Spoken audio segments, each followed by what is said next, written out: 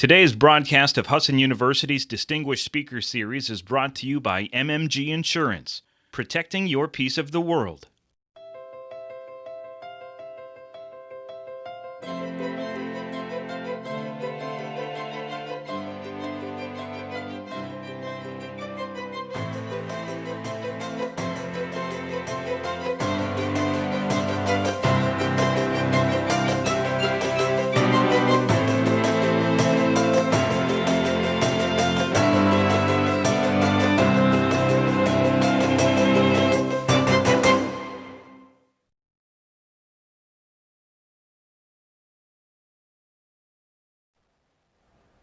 Good afternoon, and welcome to the Distinguished Speaker Series at Husson University for 24 and 25 year.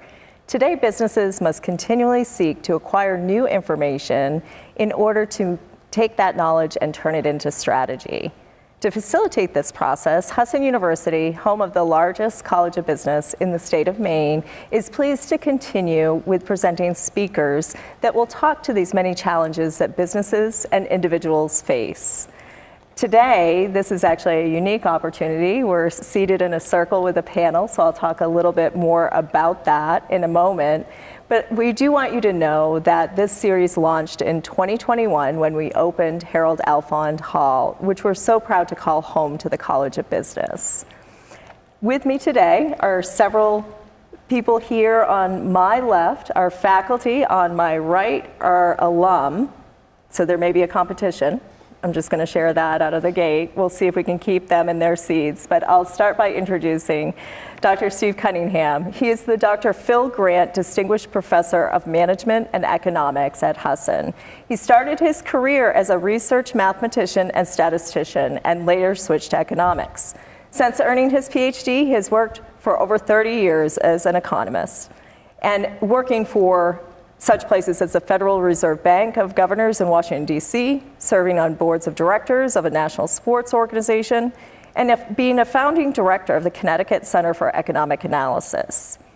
He has been here at Husson for several years now, which we're so proud to have him in this role of Distinguished Professor of Management and Economics. And over his entire career, he's published more than 100 articles, not that we're keeping track. And further to my left is Dr. Jia Liu. She has a BA in Financial Management from Beijing University, an MS in Management Science and Engineering from China. She also holds an MS in Finance, an MS in Economics from the University of Kansas, and finally a PhD in Economics with specializations in International Finance from the University of Kansas. She has extensive work in consulting, teaching, and research as well, and her work has been published in academic journals as well as non-academic publications. She's now guiding students, which we'll talk about today, in our BS Financial Planning program for those that want to pursue the CFP designation, as well as working with the Husson Stock Index and the Husson Student Fund. So we'll talk about all of those things in a moment. Over on my far right, Ryan Bartlett, a Bar Harbor, Trenton native, joined Vance Gray Wealth Management in 2012 as an intern while attending Husson University. And as a proud Husson alum, he earned the Finance Honor Award in 2015 for excellence in pursuit of his degree in business administration. Since graduating, Ryan has been actively involved in the Husson Alumni Association, serving as chair, vice chair, and leading subcommittees on the board. He is a fully registered investment advisor representative and is also licensed to provide life, health, and long-term care insurances in case you're interested after. He recently completed the CFP certification and as part of his pursuit of being a certified financial planner practitioner. He's actively working on an MBA in personal financial planning and spends a significant amount of time with clients working to help them achieve their financial goals. And finally, to my direct right is Sven Bartholomew, who has nearly 20 years experience working for community banks in Maine, such as Bangor Savings Bank, where he held various roles, including senior vice president. 5 years ago now, Sven joined Camden National Bank as senior vice president, leading the business banking department. He's also governor-appointed commissioner for the Maine Municipal Bond Bank, and he has an undergraduate degree in business from the University of Maine at Farmington, and more importantly, an MBA from Husson University. So we all appreciate you being here today to talk in this speaker presentation that will really be a conversation, and we will be inviting the audience to ask some questions along the way as well. So welcome. As a good way to start is I've given an overview of careers that people have had, but I actually would love to hear in your own words. And Steve, I'm going to look to you first to tell us a little bit about first job, perhaps, and then bringing you all the way here. What has been important along that journey for you? Well, some of my first jobs were not in economics, but I think every position I've had has been instrumental in getting me where I am. I really believe that you build a career over many steps, and you're touched by a lot of different people in different ways. It really is the way you build a career. The idea that you're going to walk out and get your college degree and get a job and that's where you'll be the rest of your life, that's kind of rare these days. That didn't happen so much. I think my first job as an economist was at the Federal Reserve in Washington. And I really enjoyed that job because I felt like I was making a difference. And rather than just reading about a lot of things in policy making and how that might affect the economy, I was living it. I was in amongst those people every day, and I was very impressed with how sincere they were about what they were doing. This was not just something they were doing by rote or because the mechanics seemed right. It was because they really cared about the public and they were trying to do the right thing. And that really touched me. And I'm hoping that still continues today. It does. Well, I am where I am because this is my favorite place to be. And that's not just a nice thing to say. Thank you. You can, though. You can go on, you can go to other places, you can do things. But I gave up a lot to come here because I wanted to be in a classroom. I wanted to be in a school that was progressive and really cared about students. And I know your students hear that from you as well when you're talking to them in mainly economics classes at this point, just to share with you. Economics and finance. Yes, great. Well, let me skip over to Ja. Same sort of question to you, thinking back to first job and then kind of that trajectory of joining us here. My first job after graduating from university, that was many years ago, I was a management consultant. I spent most of my time traveling. My record was traveling 3 cities in one day and waking up in the hotel room without knowing where I am. The job was very exciting. It was very busy, of course. I provided like strategies or consulting advice for my clients. I helped them discover their management issues and came up with a strategy for them to improve their management in the future. Well, the first job was very different than what I do now, but like Steve said, whatever you do, you learn from your experience. Right. Well, it's not that that's important, but I want to point it out. When the first time I was told to give a presentation in front of the president of the company with many top managers, I was in my early 20s. My manager told me, "You look way too young. So maybe you should wear your hair up." So I took his advice. Ever since then, for a formal event like today, I'm wearing my ponytail. So you learn for whatever you do. And after I earned my PhD, I found a job in the think tank as a research fellow. But well, I love my job, but my measure, can I talk about my personal measure of success in the work life is every day when I wake up in the morning, I want to feel excited. I want to feel happy to go to work. I'm not sure about you guys, but this is my experience. In my previous jobs, I didn't feel that way.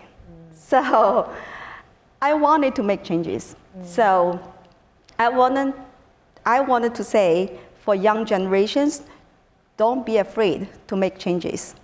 So my measure of success, no matter what I do, if in the morning every day I wake up feeling happy to go to work, my work life is successful. Oh. That brought me to Husson, and this is still how I feel about my current job. Perfect, I love that. That's a good feeling. Well, let me turn over here, and Sven, do you want to kind of take us on a journey with your different steps, maybe that first job that we started to talk about off air, and then where it's brought you. I will, Marie, and these professors are a tough act to follow. So let me see if I can articulate this a little bit. If anybody's taking score, we just see who's more interesting. So my first, I had a variety of first or second, third small jobs when I first got out of college or through college. And, initially working at Gifford's Ice Cream, a Skowhegan company, locally owned, and then for many years in college working at Sugarloaf or Carabasset Valley Academy on the weekends. And it was a fantastic way to learn to punch in on time, to show up, and to be prepared for the job at hand. I think the most meaningful job that put me on the trajectory to be where I am today would be MB&A, which for many of you may not know, MB&A was a bank that predominantly sold credit cards. And it taught where I went for my undergrad degree at the University of Maine at Farmington. It was right next door, and they hired most of the student body. And it was a great way to learn about banking. We learned phone skills. We learned, frankly, just corporate culture, developing kind of immersion into what a day in the life of a banker looks like. And that set a real tone for my career as I graduated and started to understand what might come next. To the second part of your question in reference to education, Farmington was a great place to get my undergrad degree. The skiing's fantastic and the education was good also. But when you graduate with a business degree, the field is very open. You can be a lot of things. And I think if I'm a student or if I'm just recalibrating my career, what I may do as I grow, I think it's to really specialize a bit, to figure out what a win looks like. And for me, I went through a couple iterations of that, whether it was getting a property and casualty license, probably like Ryan, life and health insurance license, probably like Ryan, and a variety of other certifications. And at the end of the day, one of the greater things in education I did was come back to Husson to do a cohort master's program. And for anyone in the audience, I would tell you that it's probably better to do that when your children aren't below 5 years of age.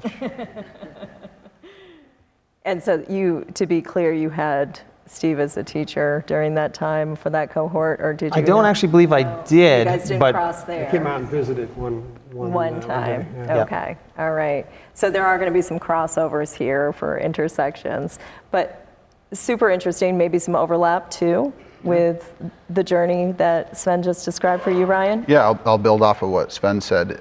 Initially, when you guys first graduate, speaking to the students in the audience, don't waste any time getting the certifications, the licenses, the things that you need. Jump in, run with it, because life, it catches up to you really quick. You have kids, you get married.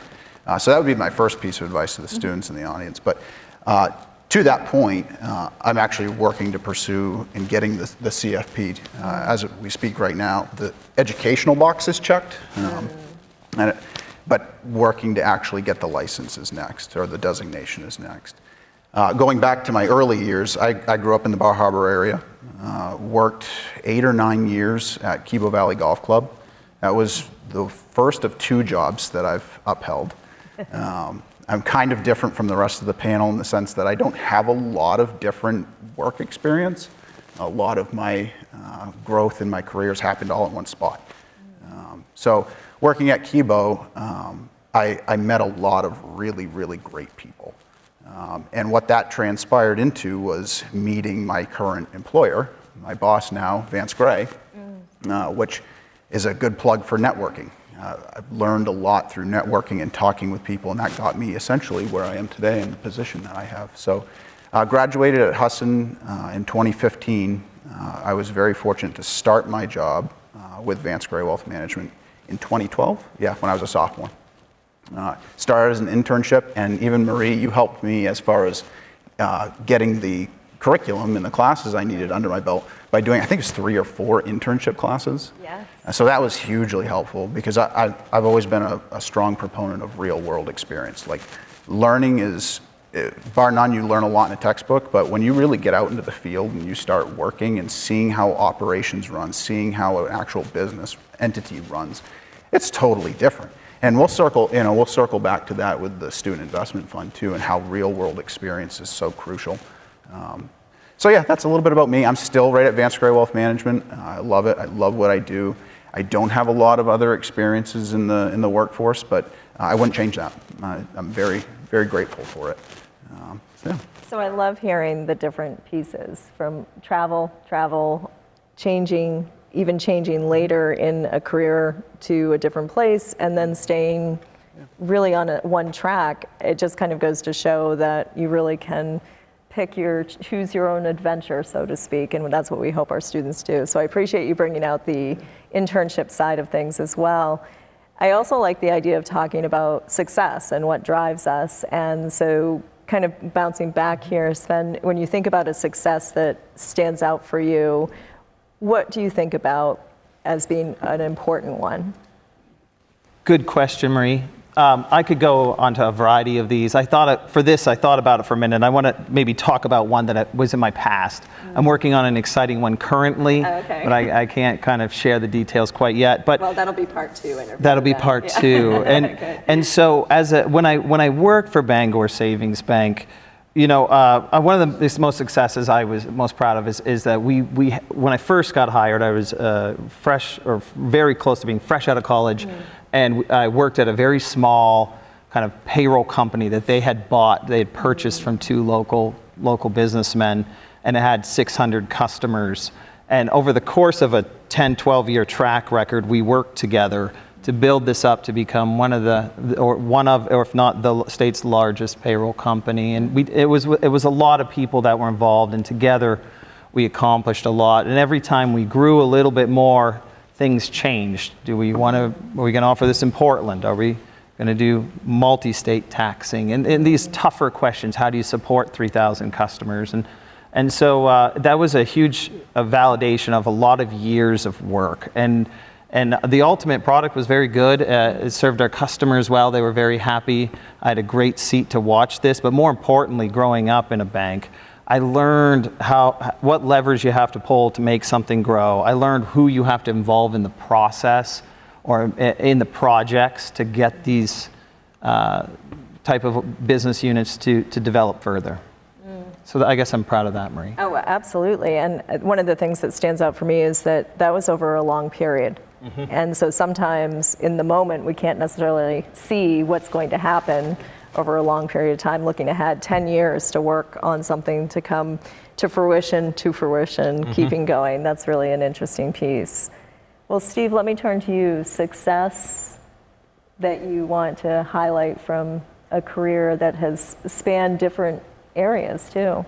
Yeah, I think I tend to view all of my experiences as successes in the sense that I was shaped by them, I learned from them, and it helped me to move forward. Sure. And I think it's important to do that. You can pick at different parts of it and say, well, I wish I'd done this or that, but I think overall I had very positive experiences. And one of the ones that I also enjoyed, besides what I've already mentioned, was that I became president and chief executive officer of a national research and educational institute, and it was struggling at the time when I came in, and we really had some good people, and we had some good history, and we had so many positives, but they couldn't put the pieces together.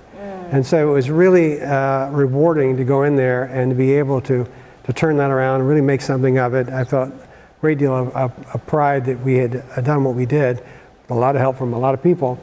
Of course, the one thing that I missed that led me back to Husson was I didn't get to work with students every day. I missed being close and talking and seeing the light bulb go off over there. It's so magical when you say, they go, oh, you can just see it, You might as well shine the light on them, And I missed that. But it was a very positive experience, and it really focused on management and at the same time understanding economics and what that can mean to the world.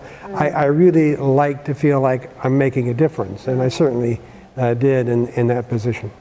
And that's probably an important piece for people that don't choose economics or finance. They may not see that purpose or that making a difference. And so hopefully we can shed even more light on that today as to what those roles can actually do.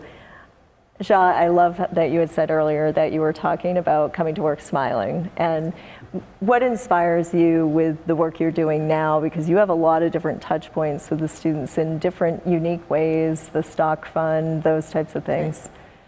Well, at Husson, the teaching is really important. And I spend a lot of time on figuring out how to teach my courses better. Yes. We have a lot of real world issue, like a discussion. I try to not just lecture. Some of my students probably say, no, you lecture a lot. I try to lecture less. I try to give you a case study, at least for each lecture. And we have, like you said, Husson Investment Fund. But this is my first semester teaching investment. I've been wanting to teach the class, but Doug was holding. That was his asset, but he's retired. Oh, this is recorded, Doug. We want you to be back. But Sorry, Doug. We miss you, Doug. he was retired this May, and I was finally able to take it over. I'm teaching investment class this semester, so I just get started working with the students on the Husson Stock Index, Husson Investment Fund. So I look at the account yesterday. We have over $1.3 million. Yes. So it's going in the right direction, just to share if Yeah. anybody's curious. That was the students doing that. that was a student doing it, Yes. not me telling them what you should do. Literally, I give them a group discussion. We discuss it in the lecture, in the class, and then they have to give me their suggestion on buying or selling, like how many shares of which stock, and what is your reasoning.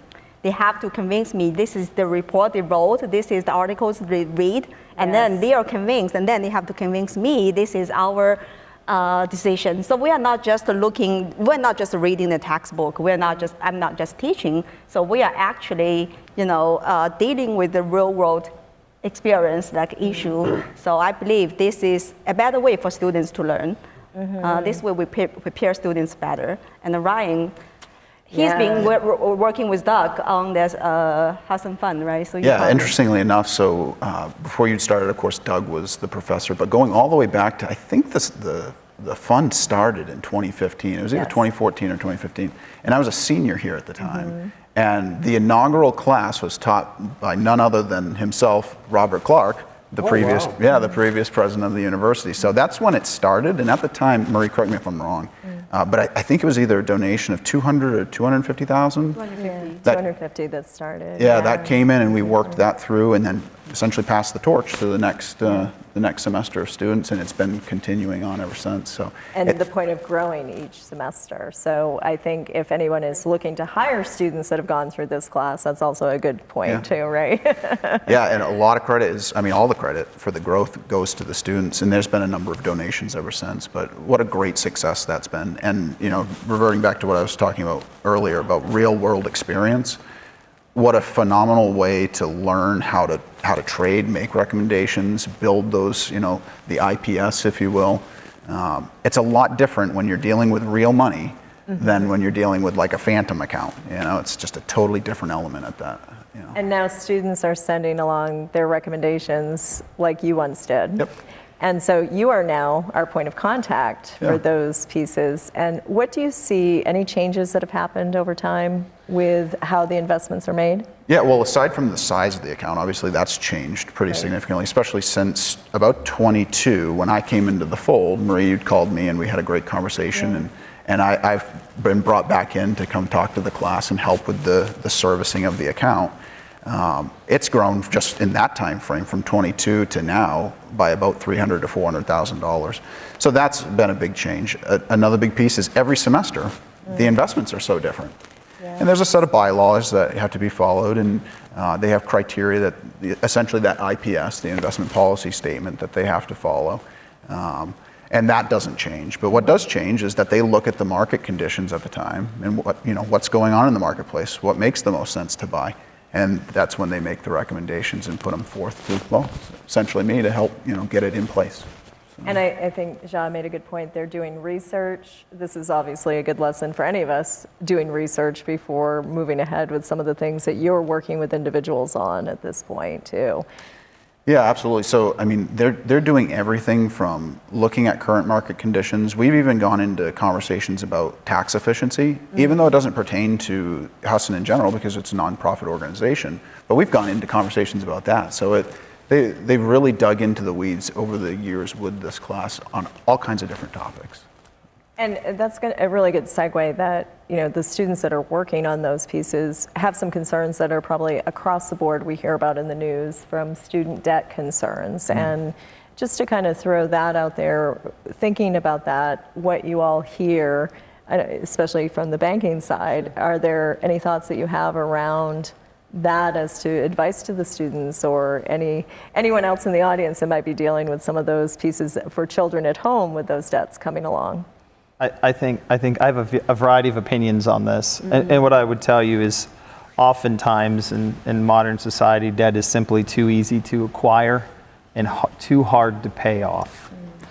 And I think I chose banking because I have kind of a conservative approach in life, and not everyone does. But I think living within your means is very, very important. And I look at the students when I say that because honestly, as a student, I'm not sure I lived within my means. And and it's one of those things. Do you really budget it as a student? And maybe you should if you don't. And I thought about this also, and delayed gratification. In modern society, there's a lot of temptation to immediate gratification. Get it right now, get it today, finance it later, and pay later. Don't worry, it's only over 84 months. And that kind of approach can if it's too easy to get into it, too hard to get out of it. And so I would just encourage you to delay these gratifications. If you want a new truck, wait a while. Don't do it immediately. And they'll help a lot, especially if you're a young professional starting out. You might have some college debt. It's expensive to have an apartment or thinking about a first home. Those are the levers you have in your control to really to use. Dedicating a little bit of time to looking at where you're spending money monthly, like pull your monthly statement, look in your online banking, and just say, is this really where I should be spending money? I think those are good exercises for that group. And it's an interesting piece because maybe some of us had education back into high school about finance. Some of the students in the audience are actually taking these financial management and finance and economics classes, so they may be hearing this, but if they're not taking those classes, this is a different type of advice that's coming forward. Can I add to this? Please. Well, the first advice, take BA344, personal financial planning. Perfect. We cover all of these topics in the class, and you will benefit from that.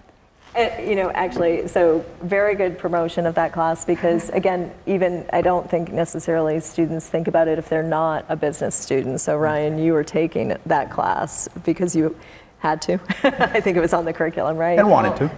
Wanted to, yeah. We have been discussing this within the COB.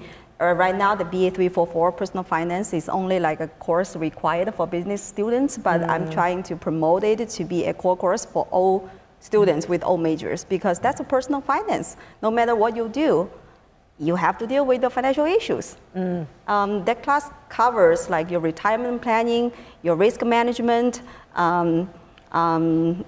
your investment, and so on. There's so many issues. No matter what you do, everybody needs to deal with those issues.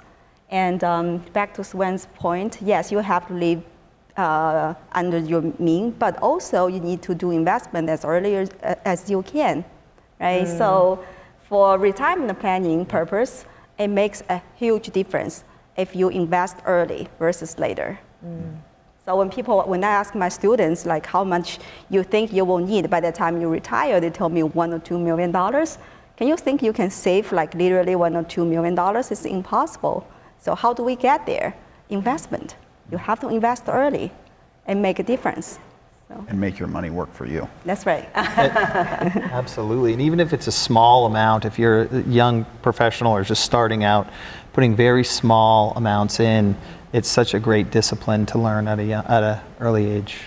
Well, and I can even think that there may be even alum or others in the audience that could benefit from the class, even if they have gone on, because you're describing retirement, you're describing just all of these different issues that we all face, right? So this is actually the tie that binds with finance for us. So if you didn't have an interest in it, probably should, is what I'm hearing. So thinking about that, there's also the certification, and I know, Ryan, you're going after it. Ja, you've been working with students that have taken it. Steve, you've had students in class that are pursuing it. We are the only school in Maine that has this certified financial planning designation, that our students that graduate from that program can go on to get that. And I'm just curious as to, I heard you say, Ryan, you might want to wait or you might want to go after it, but to have the credential of the degree is important. Let me ask you why you're going after it, and then I'll get back over to Ja with it. Yeah, so unlike when I graduated here, I think there was like a 2-year gap before you guys got that accreditation. Correct, yeah. So when I graduated, I didn't have the educational experience. So to get a CFP credential or the designation, you have to have work experience, you have to have a college degree, and then you have to have the educational background as well. So what that meant for me when I graduated here, I had a BS in business, administration and finance. But in the eyes of the CFP, I didn't have that accredited educational piece. So I've had to go back since I graduated, take all of those classes, and those are now complete. That's where I stand. For students here today, this is the really empowering thing for you guys in the finance programs, is that you can graduate and have that educational piece under your belt, which is significant, because then at that point, you just go forward with, get your cramming material and then sit down and take the test, and you can come out of it with the certification, with the caveat that you still need the work experience. But the hard work is, well, I don't know, which is harder, working, and building the work experience, or getting the test done. I don't know. I would say probably doing the test, but. And some of the students might agree for the test purposes, but. And I'll chime in too, that having that ability to just put your foot forward right out of school and get that certification, you don't have to be just a financial advisor having a CFP. There's demand nationwide for that type of experience. Doesn't just have to be a financial planner, a financial advisor. Yeah, so lots of options. And I know you're watching the students. Can you tell me a little bit why they're interested in going after it based on the program itself, or what you can say about that certification? A lot of students haven't expressed their interest in financial planning or financial management. Well, in my class, BA 344, I keep mentioning that class. It's like, I also teach some other classes. If you didn't get it, you need to sign up for it now. That's right. On day one, I always show them the perspective of the job as a personal financial advisor based on the, according to BLS, the Bureau of Labor Statistics, the job growth for personal financial advisor or financial planner from 2023 to 2033, the next 10 years, the job growth is 17%, compared to the national average of 4% for all occupations. So this is way higher. And you can look at it yourself, the median pay is way higher than average pay for all occupations. And can I spend a little bit of time on describing those 2 programs we have at Husson related to finance? Because I got this question a lot, not just for the students, also from the parents. We have 2 programs related to finance at Husson. One is financial planning, and the other one is financial management. They are actually quite different. They sound very familiar. A lot of people are confused, but they are quite different. Financial planning, you become a financial planner, you're working with your clients independently. You help them addressing their financial issues, such as, like I said, risk management, how to plan for your retirement, how to make investment, and so on. But on the other hand, the financial management is we are training students to be like financial manager working for a corporation. So as a financial manager, your job would include creating financial reports. You are trying to make financial decisions for your company. For instance, what is the cost of capital for your company? When you are trying to raise capital for a future growth, for a project, where should you borrow the money? You could go for debt financing, you could go for equity financing. What is the cost, right? What is the optimal capital structure for your company? That's financial management. Very different from financial planning, but we have both programs at Husson. And I think that's probably an important distinction, and even just turning for a moment to think about economics. And you had a big part of your career focused on that economic side of things. I'm curious for students to know, and others, what do those careers look like besides what you just presented for yours, Steve? Well, obviously you can go work as an economist somewhere, but Yeah. I remember when I first talked about pursuing economics, my father said, I don't remember seeing any want ads for those. Yeah, there's always a father that's just going to throw that right out at you, you know. But no, it actually comes up in lots of places. One of the most common things is to be in a corporation. You have to know about markets and supply and demand and market structure, and then you have to decide, what price do I put on my product? Pricing is a huge area for economists in firms, and it's not an easy thing. In firms, they're always looking at what their market is. One of my students, he left the school to go work for AT&T, and all he was doing was estimating demand curves for long distance calls. And yeah, you need an economist to do that. They were using this to figure out what the demand was, what pricing they could do, basically all the key elements of running a business of that kind. But after a year and a half, he called me and said, I'm going to die. I can't do this anymore. Please, can I come back? I said, yeah, we could do that. But yeah, there's a lot of direct hands-on things in marketing and in finance and even in retail management and things like that. There are a lot of different areas where you can use that background. And I think it's really fair to note where, with banking, people that come out of a business degree might think about it, but they might not necessarily. You've had different types of careers within banking. Do you want to just talk a little bit about what's out there and what's kind of of interest to students? No, I appreciate that, Marie. And I was thinking about this before I got here today, and there's a tremendous amount of opportunity if you come out with a business degree. The question is that what you need to get a little more specific in terms of what you really want to do, what you really want to be, because it's easy to get distracted. You can I personally got 3 or 4 different certifications that I currently don't use any of them now, but I learned a lot along that way, you know, and so. You have all the letters after the name as a result. Oh, right? I think I let a lot of them expire. But, Okay. but you know, so you can come out with a business degree and it's open, and you can be in any facet of industry. And so what are some jobs or the thoughts of where, if I'm thinking about career pivots, if I'm thinking about freshly graduating, what is a career that I may get that I don't see all the time? And I think to step back one step further and say, understanding who you are as a human and what you really like to do for work. What do you actually enjoy doing day to day? Do you like doing long distance phone call economics? Do you like Excel files all day long? Do you build energy being around people? Do you like being part of teams? Do you like coaching folks? Like, understanding where you fit in this world is a big part of how much happiness you'll have in your career. And so one of my favorite tests for this is called a predictive index test, and it's this 10-question test, or a Clifton Strength Finders. Sure. And you can take this as anyone can, and it'll just tell you what you naturally like to do and enjoy, and it helps you articulate what a win might look like. And a lot of the times it's trying to figure out what the North Star is of that win. Where is it going to be, and how is this going to really drive my career forward? And having a lot of passion in what you do is deeply correlated with a lot of enjoyment in what you do. So jobs, some specifics though that they may think about, and I wrote these down. Okay. It was a CPA. If you enjoy numbers and preparing financial statements, whether CPA or CMA, a certified management accountant, essentially a CPA of the internal organization, these are fantastic roles, particularly if you want to stay in Maine. Feels like there's a lot of need for that in Maine. A few other that I personally love: relationship management. I grew up in commercial. That's kind of commercial businesses, managing small businesses, having relationship with small business customers, working through problems with them and opportunities. That's a really neat opportunity for a business degree.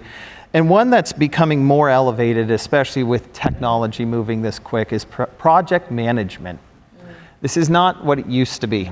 This is many facets of the organization working together, And frankly, it's digging your heels in and driving for sometimes multi-year efforts to release new technologies or to release new programs and systems. And those are some really unique jobs that are available that may not be, you might not know about. So I love a couple of things that I heard. The project management connects back to your payroll piece that you talked about. That was a very long project that you worked on and maybe didn't feel like you were focused on projects, but you were right in the midst of it. And we know that we assign projects, so students will see those pieces. But you also mentioned the relationships, kind of the people skills, not necessarily the AT&T measure that we heard from Steve from his former student.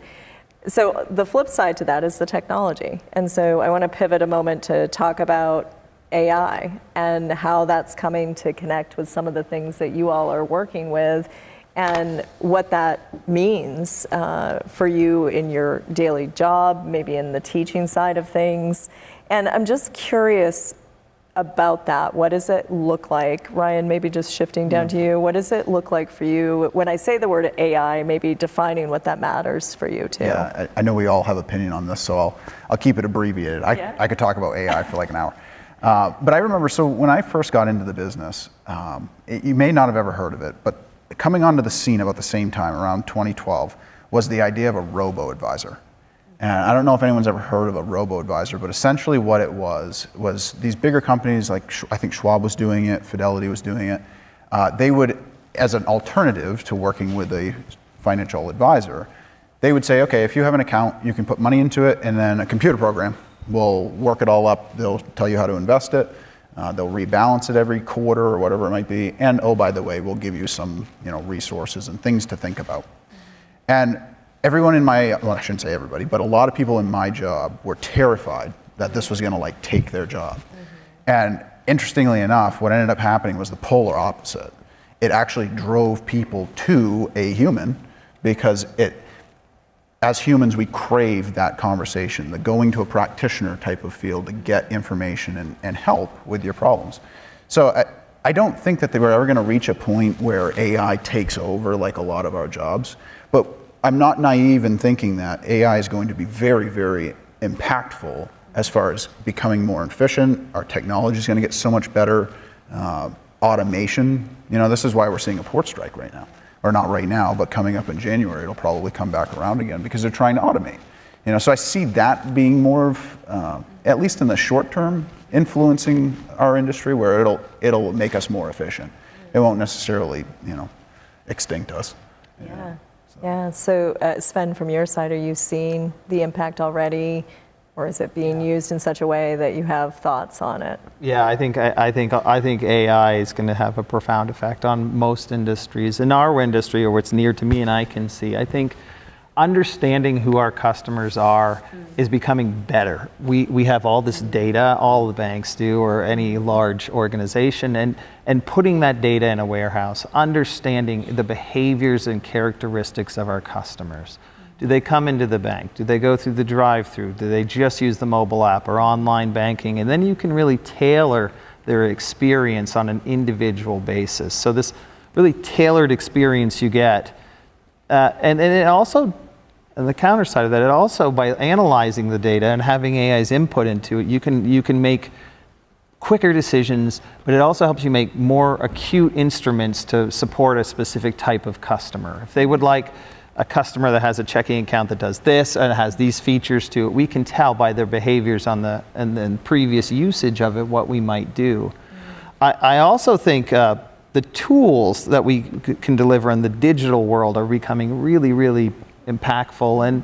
And as AI evolves, and we all, it's a massive new opportunity, but I think we're all still getting our arms around it. We don't have a full line of sight on what this is really going to do in 5 to 10 years. Well, and I think that's fair. So for those of you in the classroom, you're seeing students use it. You may be using it yourselves. What are the thoughts over here, classroom-wise, with AI? I allow the students to use AI because, to me, it's just a tool to help us search for information quicker. But you cannot ask AI to write an essay for you. So what's the write an essay? You have to read it, make it yours, give me a presentation. I'll ask questions. So AI to me is just like a tool, I think. Yeah. But most of the audience today, they are interested or they are doing their work in finance or economics. So I'm going to focus on the impact, what the impact of AI on those fields. You guys probably remember, probably we're too young to remember that. In the 1990s, the floor traders at the New York Stock Exchange is about 5,000. We have 5,000 floor traders at the New York Stock Exchange in the 1990s, but today it's down to about 500. So over 80% of the stock transactions today are done online by computers and network. It's not just the AI, it's a technology. Right. So you will probably think, we don't need a financial advisor because you are probably studying finance at Husson. You will become a financial advisor, you have a concern about your future. But I have talked to a lot of financial advisors, and they told me the big part of their job, the important part of investing, according to their clients, is emotion. When people are seeking help from financial advisors, they are most likely they are in trouble financially. They come to their office seeking help in tears. Someone told me the most important office supply is tissue box. So imagine I'm emotional. I'm having financial trouble.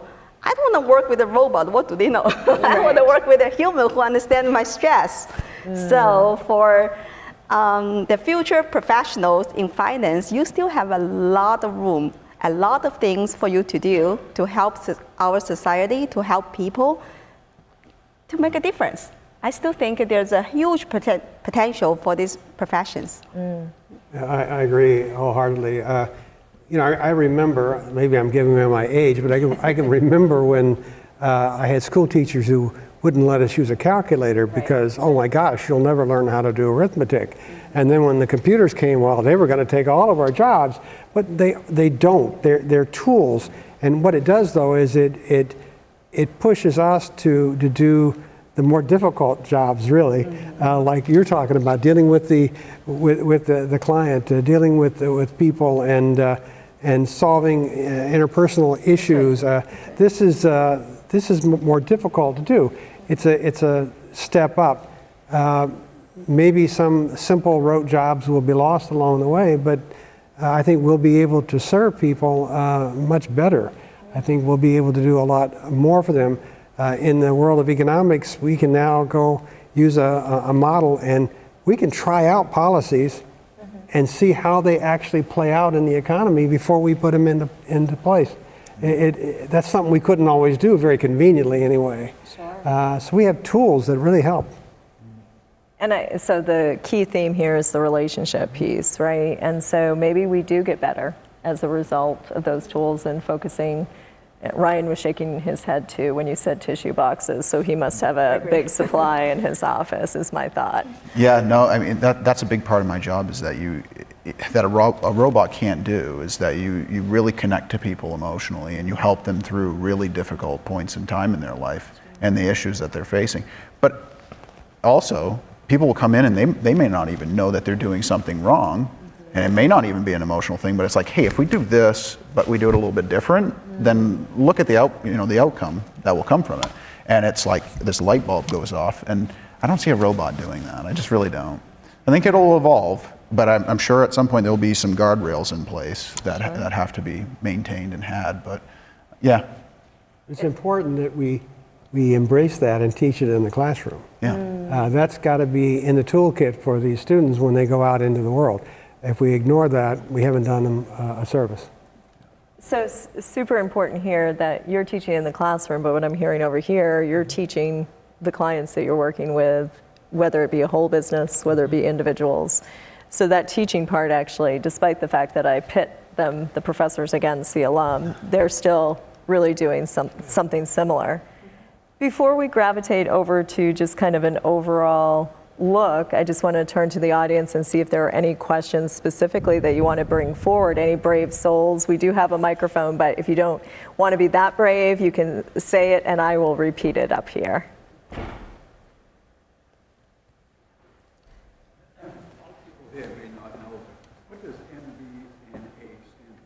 Oh, so what does MBNA stand for? It used to be Maryland Bank, NA, later at Delaware Company, I believe, again, I'm going from memory, 25 years ago, and then converted to MBNA and later bought by Bank of America. NA is nationally affiliated. Okay, thank you. Yes. Okay.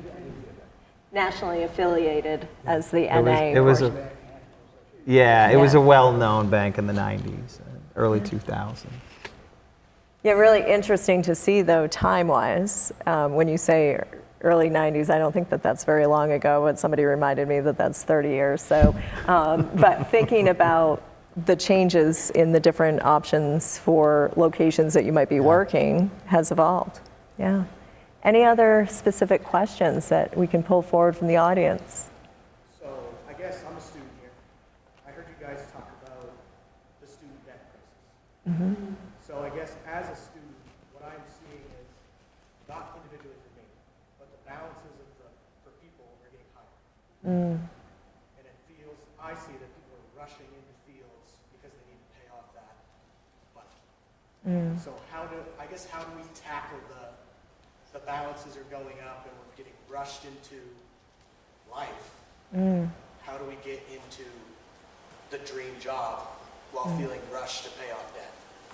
So how do you look at growing student debt? And just, I'm going to try to summarize it for our online folks, that is happening and not wanting to rush too quickly to that dream job and missing out on some of the things along the way.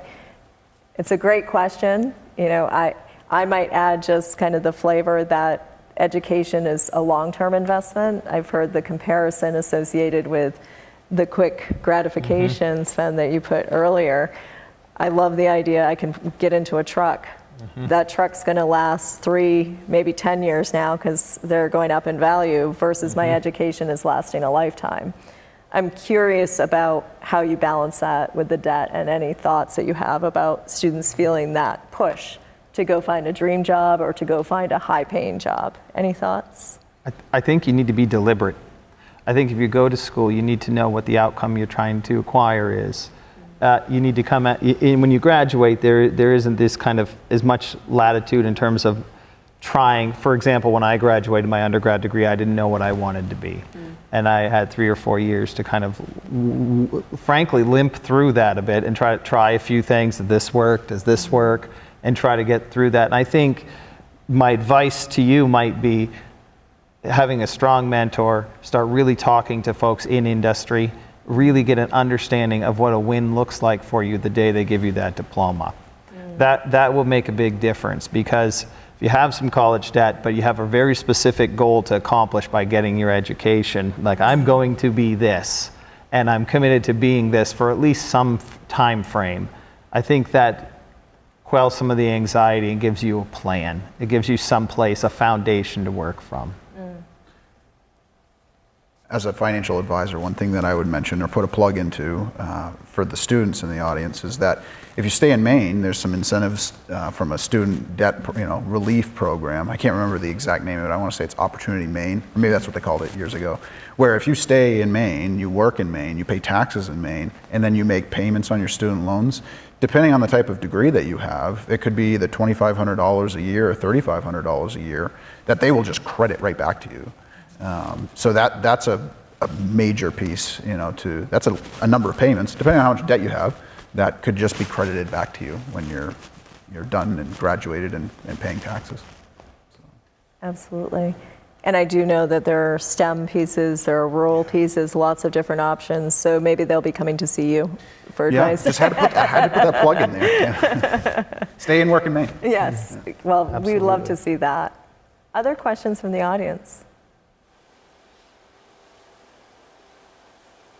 Well, not seeing the readily jumping up, I guess I want to end us with a look at just kind of overall at the economy, the labor market as we're moving forward. Each one of you are seeing things from a different view.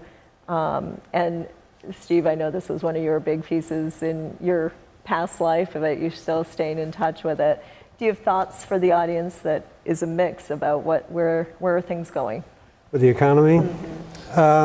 Well, for one thing, I think it's pretty interesting that the Maine economy it seems to be a fairly stable one. Whenever I'm interviewed by reporters, I say that, and they seem surprised. But really, we don't see quite as many of the rapid changes in the economy. The unemployment is relatively low. Prices are under control. We didn't see quite the variability that we saw in the rest of the country, and that's a very, very positive thing. So that's good news. I think that the economy since COVID, first of all, we recovered very quickly, which is almost remarkable, and the economy is growing. Unemployment is relatively low. It's on the order of around 4%. It's not too bad. And prices are down. The Fed had a target of under 2%, and we're at 1.5%. They use the PCE index. They don't use the CPI, and they're actually in their target range now. And they're seeing that it's time to start stimulating the economy. They're lowering interest rates. I think that we can't know what's going to happen with the new president. I'm not a political person. I just look at the numbers and the economy. So I don't really know what they will do, but the prospect is that they're going to be trying to do things to lower taxes and to stimulate the economy, and that should provide opportunities. So I don't see a huge negative on the horizon. I don't see a recession on the horizon. I think things look pretty good for us. So I'm ever the optimist. I love that. I love that. But with all these potential or possible tax cuts and higher tariff on imported goods, those are all inflationary.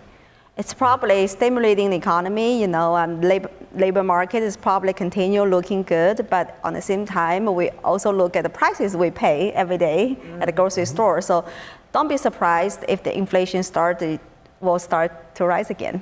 Yeah, I absolutely agree. The thing that makes it difficult to do economic projections is that it's tied so much to the political process. A slight change in policy can make all the difference in the world in terms of the economic outcomes. So, for example, with the tariff business, there's a lot of question about whether or not that will actually happen, whether they'll be able to pull that off. But it's there, and the finance person is going to see that as a risk and operate accordingly, and she should. But yeah, it's a little bit complicated because you don't know what the political process will generate. So I love the differential that we're hearing here between the finance and the economic side, and I would like to turn over to the banking side here for a moment. I think we'll answer this in a little different way. So great answers, and I think for us, it's for me, and maybe I'm speaking for you too, Ryan.